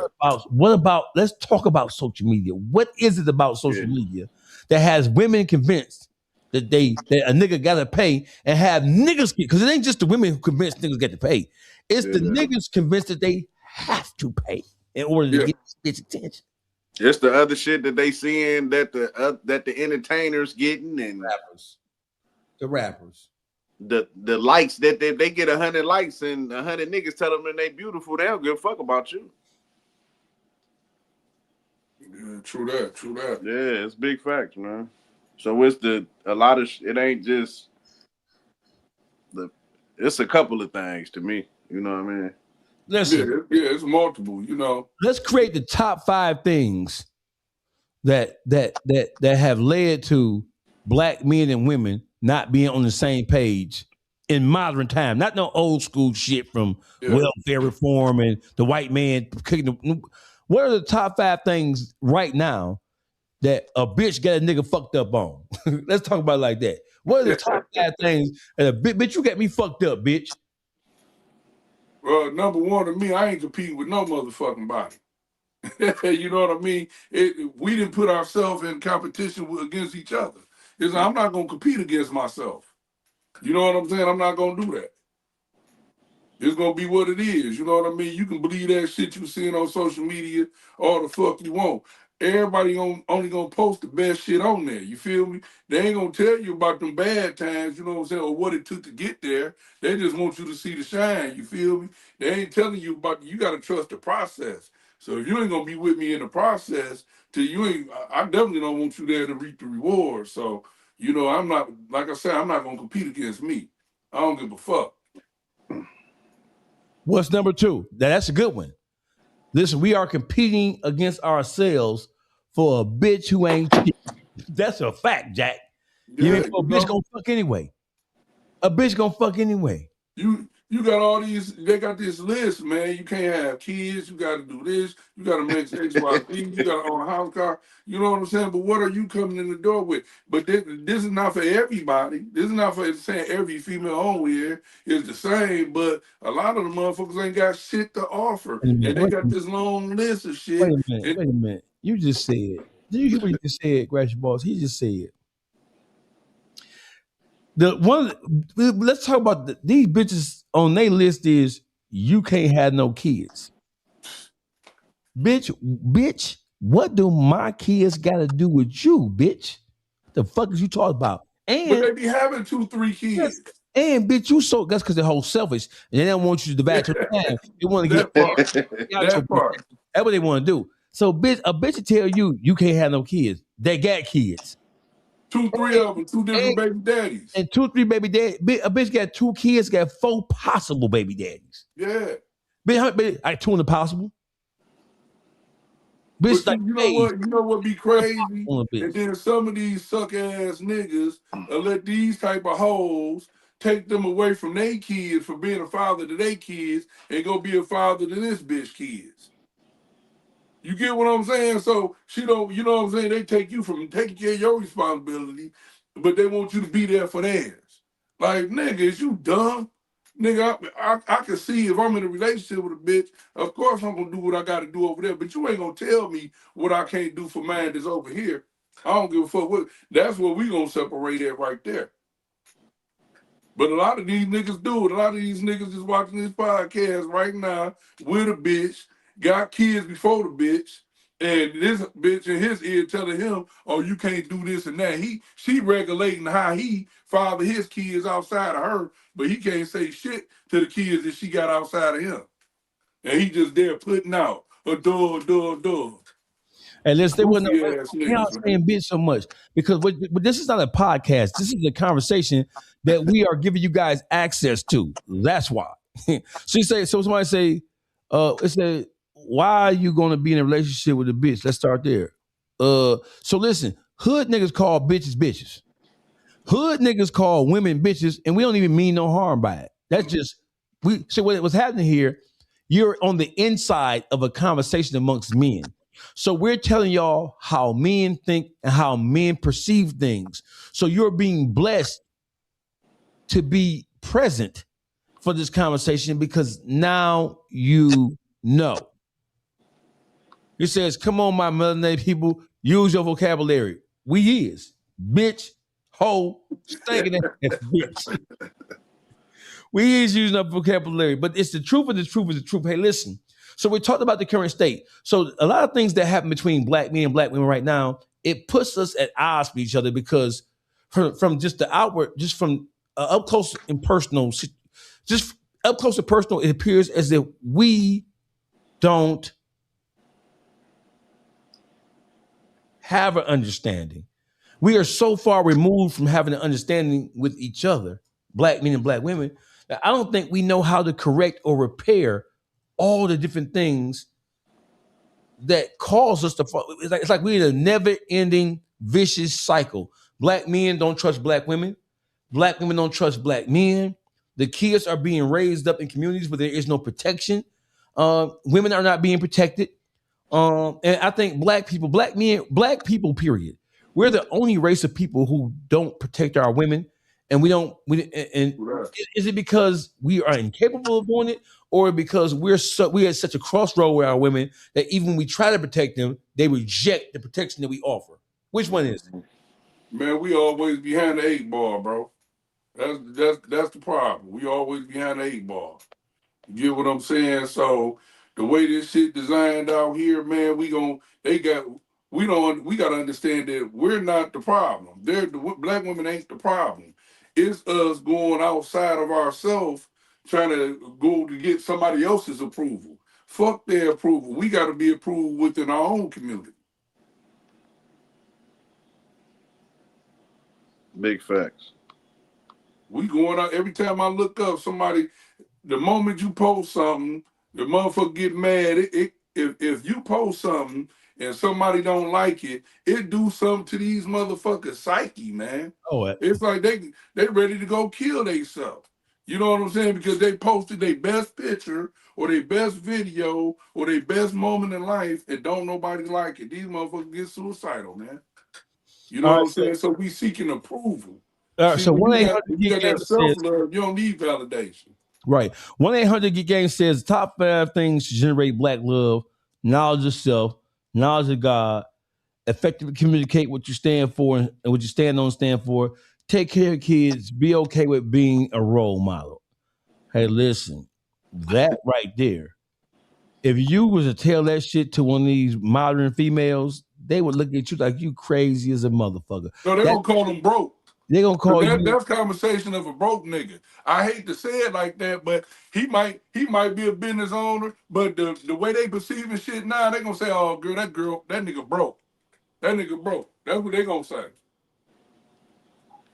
I am sorry to say, but those top 5, those are the things. Listen, if we were to operate like that, Get Game, that would we just those. Is that 5? Those 5 things would transform the black community back into where we used to be, bro. That's never gonna happen again.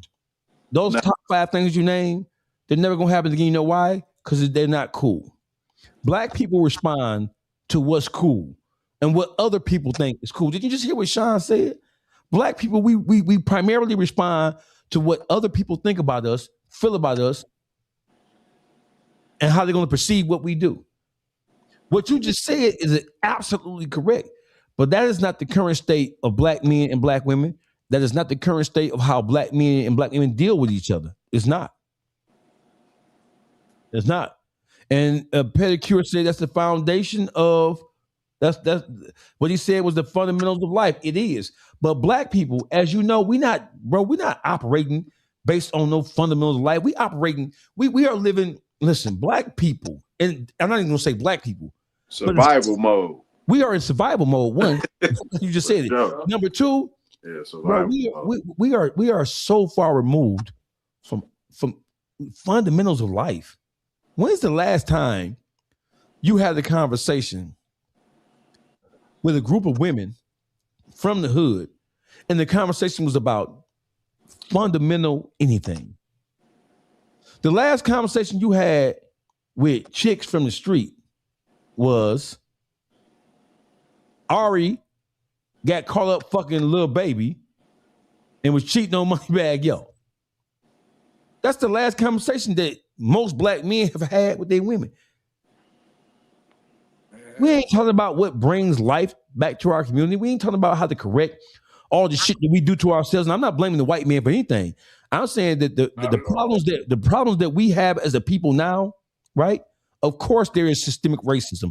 Of course there's racism. Of course it's never going to, in this country, in this world, racism is going to always exist.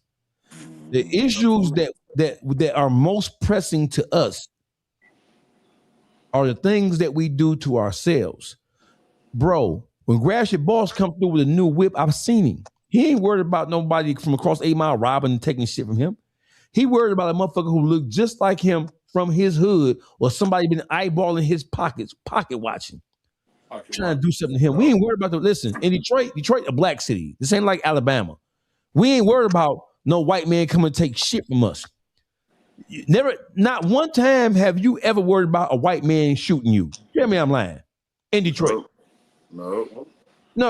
The police is different. When have you ever woke up and said, damn, man, these white people keep fucking with me. I'm afraid for my life. That don't happen in Detroit. It happens in other places, but it does not happen in Detroit.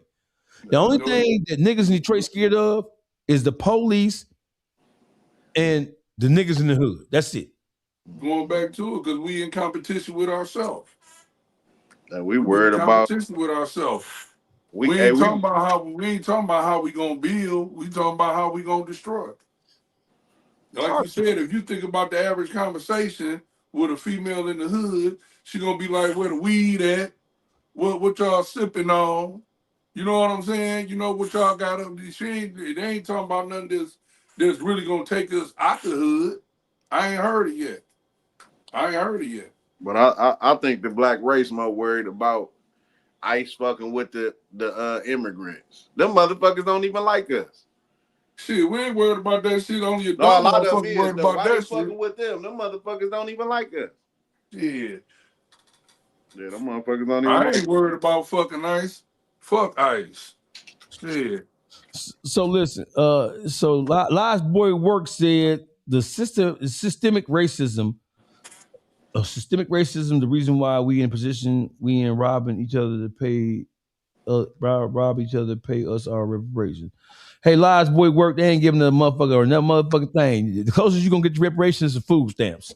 That's it. And they about to change that in a minute. They about to change that. Yeah. And you ain't gonna get your goddamn Social Security disability in a minute. They're gonna keep raising their age up on that. Hey, work, the closest thing we're gonna get to that, it was Section 8 in food stamp. And they gonna cut that out on them motherfuckers. We ain't getting no reparations. These white people, it's over for that. Listen, and if watch this. Even if they did give, let's just say the U.S. government, the IRS right now, let's just say the IRS said, okay, you know what? We're going to send out $100,000 checks to all African Americans who file their taxes, like a stimulus thing, right?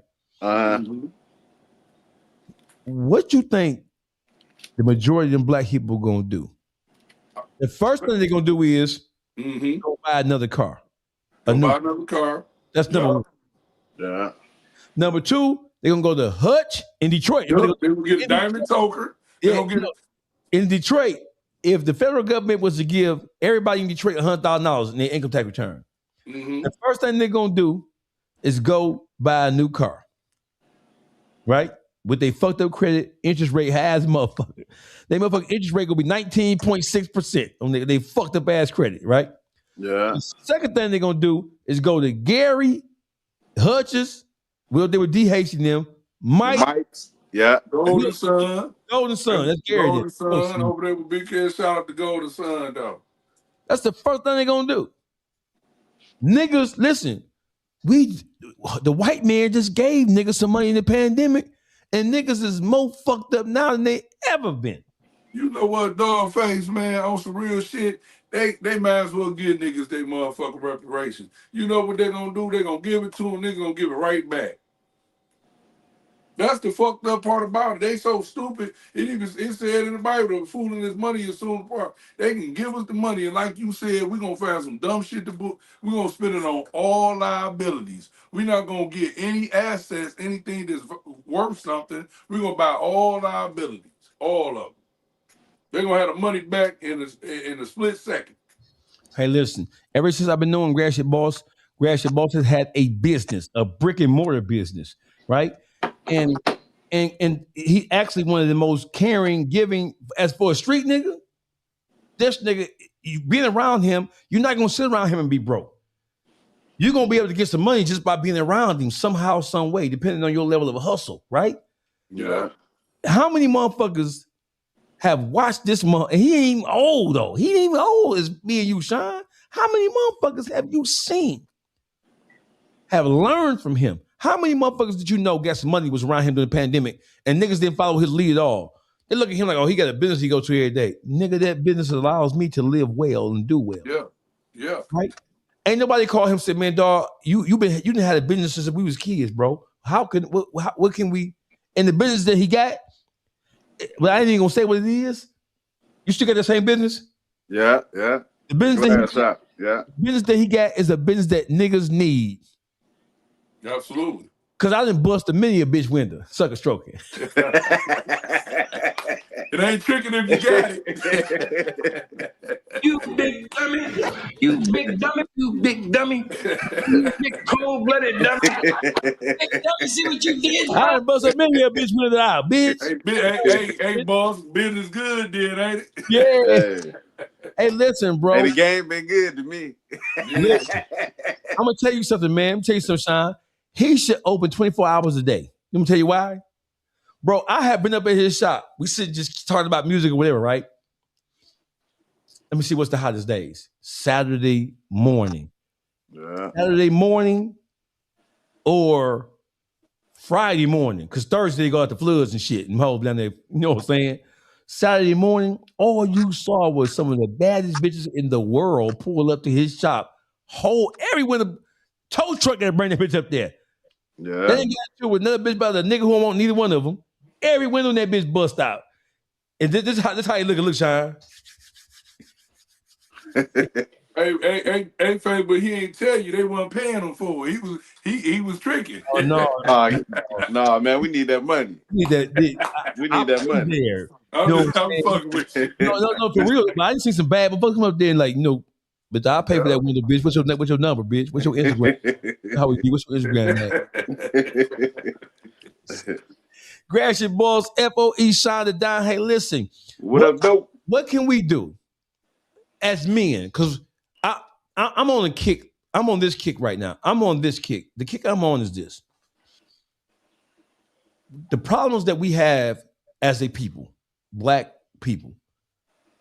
I'm on some shit like it is black men's fault. I don't give a fuck how lost, turned out, how fucked up, how brainwashed, how half-raised a female is. The condition of our communities and how it is solely the responsibility of the men, how we got here. Facts. And in order for us to change or to repair or to recover from all of the shit that makes us who we are today, those things can only be changed if the men amongst the community make the change. We can't keep on blaming the white man because we know what the white man about. See, the whole thing about the white man is we know what the white man is and ain't gonna do. Yeah. We know the white man speak with forked tongue. We know the white man don't really give a fuck about us except to use us for whatever they want to use us for. So if you know that, then how is it that you still allowing yourself to be controlled by something when you know what it is? How? And why? You can't even point at that shit no more as the reason why we fucked up. Yeah. You can't even point at it no more. Because we been having money. We get money, but we just share the poor money management. Poor money management. We can talk. Listen, we can talk about black finance. Listen, I was on the Kid L show a couple of weeks ago. And I pulled my wallet out, the same wallet I got right now. And I said I got $750,000 credit cards in this bitch. I seen that, yeah. Yeah, I seen it. A motherfucker told me that's debt. You broke. That ain't no real money. That ain't no. And I'm saying to myself, that motherfucker don't know how the world works. I'm saying to myself, so now niggas is such haters. They saying, oh, that's nothing but debt in your pocket. Do he got it though? Do that the motherfucker who asked you that, do they got it? No, listen, Sean, listen. But I just look, hey dog, hey, hold that thought.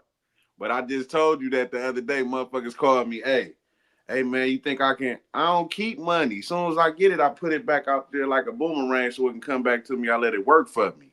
Motherfuckers think that you got money laying around. Money ain't shit if it ain't working for you. Facts. They gotta work for you. Listen, a motherfucker told me, they all in the comments. You been on that. Ever since I known you, dog, you been on that. You feel me? You been had several businesses ever since I first met you. Yeah, but see, they don't know that. So motherfuckers don't know what I do. Right? So motherfuckers like, oh, his girl got money. Nigga, where you get that shit from? Niggas said that shit, niggas just running with it. Right? Ben had them businesses. So the whole thing is, motherfuckers told me, oh, you got 700, that ain't nothing but debt. And I said, listen, bro, I have $750,000 in business credit cards, bro. Right? I said, I don't even want to explain this shit to motherfuckers because they so fucking stupid. But the whole thing is, listen, bro, I use my credit cards like a loan from a bank, nigga. I don't take my credit card. A nigga ain't never ever seen me at Somerset, Ball Harbor, the Galleria, North Park, Phipps, Lenox, International Mall, pull out no motherfucking credit card, bro. I don't use my credit cards to buy no clothes and shoes, nigga. I don't use my credit card to buy no motherfucking TV or no rims, nigga. Let's cash out. I don't do that shit. I use my credit to invest. It's a credit card. Let's say if you have a credit card with $100,000 limit on it, right? Mm-hmm. You can go and buy a TV or a watch or a pair of shoes or pants and designer shit. Or you can use that motherfucking money to make more money. More money. Well, it's a credit card. How can you do that? It's on credit. You can't name a credit card. Let me tell you, dumbass niggas, something. Not you two, brothers. Let me tell you, niggas who gonna listen to this either now, who listen to this now or later. If you have a credit card, bro, and you have $100,000 limit, that's the same thing as getting $100,000 loan from a bank. $100,000 loan from a bank. What you do with it, how you take that credit and use it to invest in something that's gonna make money, that's what you do with it, right? Well, there ain't nothing, there ain't blah, blah, blah. My nigga, I'm gonna tell you something. I'm gonna give y'all some game. I will take a credit card, one of them. I will PayPal invoice my motherfucking self. And I will use my credit card to pay that PayPal invoice if I just get cash, right? If I want to invest in a salon, if I wanted to invest in a car wash, if I want to invest in buying houses and fixing them up, right? Let's just say, Gratiot bought shots out. We got a house over here on so-and-so. We want 80 for it. I just told you I got $750,000 credit cards. Wow. I ain't gotta go take no money out of my bank account to buy that house. I will PayPal invoice, nigga. I will PayPal invoice myself. I will take 4 of my credit cards. I will PayPal invoice myself $20,000 and use 4 different credit cards to pay that invoice, and that money will be deposited into my bank account, and I will take that $80,000 and go buy that house with Gratiot Boss, right? Yeah. I'll take my other credit card, and if it needs to be fixed up, I will take a good 20 off of that bitch, or 30, and fix that bitch up, right? That's right. And I will sell that bitch for $200,000 and get your money right back. All your money back. Pay that credit card off. Credits go through the roof. That money working without using 1 penny from my actual bank account. Yeah. So niggas don't understand credit and how to properly use credit. So that's why niggas say, "Oh, that you got $800,000 of debt. That shit ain't no debt in my pocket, Playboy. That shit is like a loan from a bank. What I do with it, you stupid ass niggas? They're affected. See, they're affected by that big meats, blowing money fast. You know, they just want to blow the money. See, how you get rich is using other people's money. Hey, listen, I just said what I would do. Oh, that's debt, nigga. I had 23 houses in and around the city of Detroit: East Point, Harbor Woods, Roseville, Detroit, East and West Side. I just sold 4 houses. Swear to God, I sold 4 houses in the last 90 days. 4 houses. I bought those houses back in 2010, 11. I bought those houses for no more than $20,000 a piece. I sold 4 houses, and I made $500,000 off 4 houses. And I didn't spend $100,000 to buy the houses when I bought them in 2011 and 12. I mean 10 and 11. That's when the market was a buyer's market. That's when you wanted to buy in. So you ain't have to pay much, and that shit was down there moving ready. Listen. So when motherfuckers say, well, you got $750,000 of debt in your pocket, I know I'm talking to, or I know I'm reading the words from a nigga who's stupid and don't understand. No, all of a sudden credit don't mean shit. What? Because he don't got it. Like, he don't got it. Share, comment. Motherfuckers tell me that's $750 of debt. What? I just told you, nigga. If Gratiot, Boss, and Shawn got a house, what you want for this bitch? This bitch is on Carlisle off 8 Miles, some motherfucking where. What you want for it? Give me 80. $80. I'm gonna take my Wells Fargo and take 20 off that bitch. I'm gonna take my motherfucking Discover and take 20 off that bitch. I'm gonna take my Pen Fed and take 10 off that bitch. My other Pen Fed, take 10 off that bitch. I'm gonna take. Let me see. Hey, what I tell you, boss, about that Discovery shit? Remember I was telling you about that? I'm gonna take my motherfucking I can take either one of these American Expresses, but I ain't gonna do that because the interest rate gonna be too high on them bitches. I will take my Navy Federal and take 20 off of that bitch. I will PayPal invoice myself and pay the PayPal invoices with my credit card. And that money would be deposited into the bank account. I would take that money at the bank account, all right? And buy that house. Make your purchase. I will fix that bitch up, depending on, because I ain't buying nothing super raggedy no more. That's dead.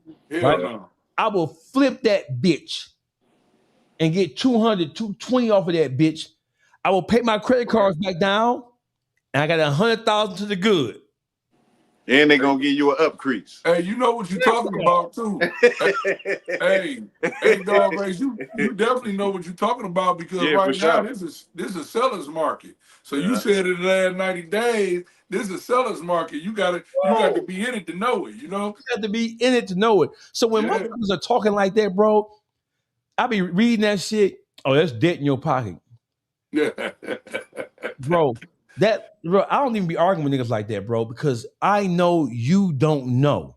Yeah. And what the fuck would I like arguing with a nigga who don't know? I'll be all day. I just gave you niggas the game. Yeah. And niggas still ain't gonna catch it. Oh, you got 700. No, I don't. Because I'm not going to buy a pair of pants. Listen, you can ask any motherfucker who work at Gucci, Louis, Neiman, Saks, who know, they know Dawgface, my nigga. My receipts say Dawgface. Right? A nigga I never put no credit card on no motherfucker. I wish I would. If I don't get it on hand, I ain't buying it, nigga. For sure. I'm not pulling out no credit cards. That's debt right there. Yeah, you don't want to be tied into no mortgage. Hell no, that's niggas don't know that mortgage means it ain't nothing but a death pledge. If you look at the definition of a mortgage, mean death pledge. Yeah. Listen, brother, listen. I just built a house right outside of Atlanta.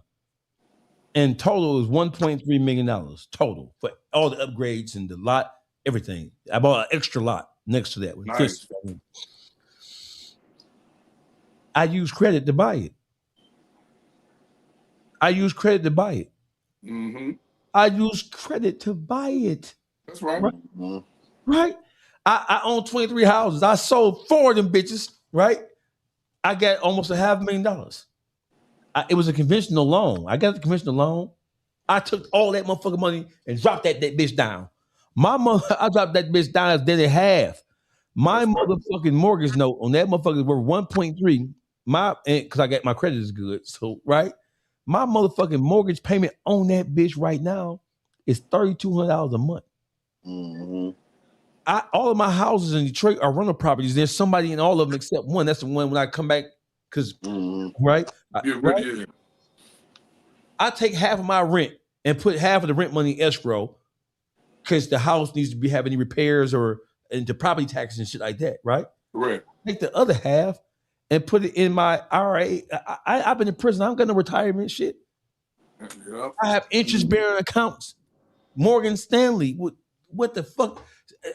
So, Dawgface, he blah, blah, blah. Well, you niggas, they don't have a clue. And I ain't running around trying to convince a nigga nothing. It ain't their business how you move. And you know what I'm saying? How you move, it ain't nobody's business.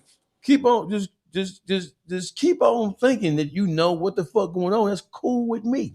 Keep on thinking you have a firm grip on this shit. This is real life, unfiltered, Gratiot boss, F.O.E. Shawn The Don.